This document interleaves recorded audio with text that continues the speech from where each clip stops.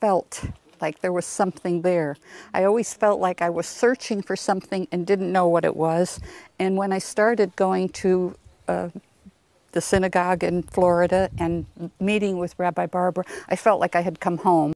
And it's incredible. You think of the persistence of these traditions or language. In my case, they never lost their Judaism. The Sephardic Jews who went to Salonika they were, for many, many centuries, the majority, not only the largest, because you had in Salonika, you had Muslims, you had Greek Orthodox, and you had Jews. And for many, many years, the Jews were not only the largest group, they were the majority.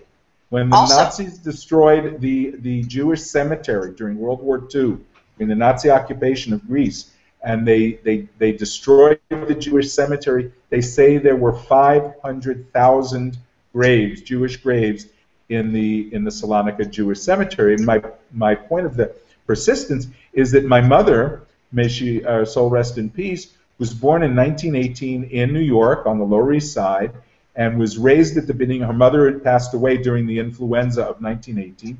So when she was very small, my grandfather had remarried and had more children. So my mother was taken care of mostly by her grandmother, who didn't speak English yet. She had just come, a few years before. And she's only, she probably spoke Greek, but she spoke to my mother in Spanish, Ladino, medieval Spanish. And this was, we're talking a span of 500 years, and it was as if they had never left Spain. They spoke the same language, that they spoke a little bit more Hebrew. It's incredible.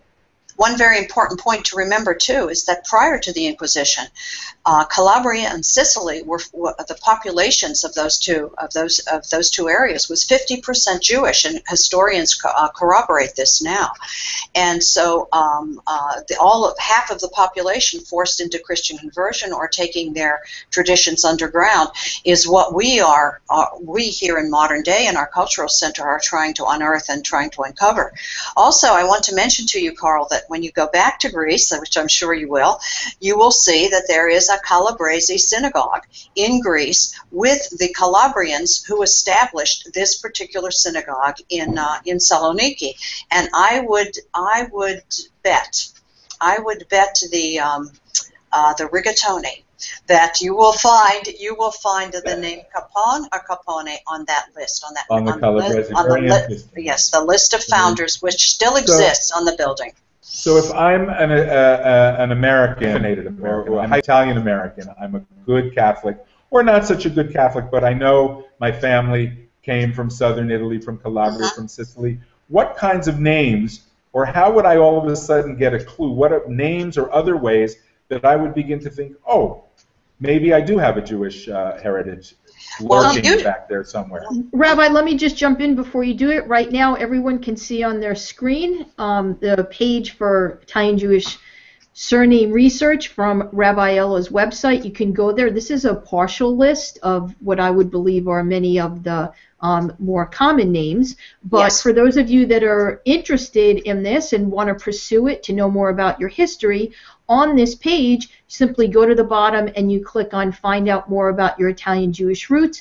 That will take you to a form that you fill out and you submit it, and Rabbi Aiello will respond to you with further details on how to proceed. But you can see there's quite a large list of common Jewish names that just when I look at it, I see probably about 2/3 of the Italians that I grew up with, their names are on this list. Absolutely, absolutely. And that's because the migration, the immigration to the United States, I should say, from Italy came primarily from the most Jewish part of Italy, Calabria and the island of Sicily, also the poorest, which is one part of the reason why people made that that enormous change. But how many Italian immigrated to America in the Great Wave? Well, right now there are 26 million Italian Americans in the United States. That is half the population, the current population of Italy. And in terms of numbers, I don't know, but that's a very good question. I'll check that out for our next hangout here, and let you know. But it decimated some villages in Italy because the poverty was so tremendous, and people really wanted to get out. And there was a time when you could get into the United States with a sponsor and a job, and this idea of family helping family, which of course is also a Jewish tradition, family helping family.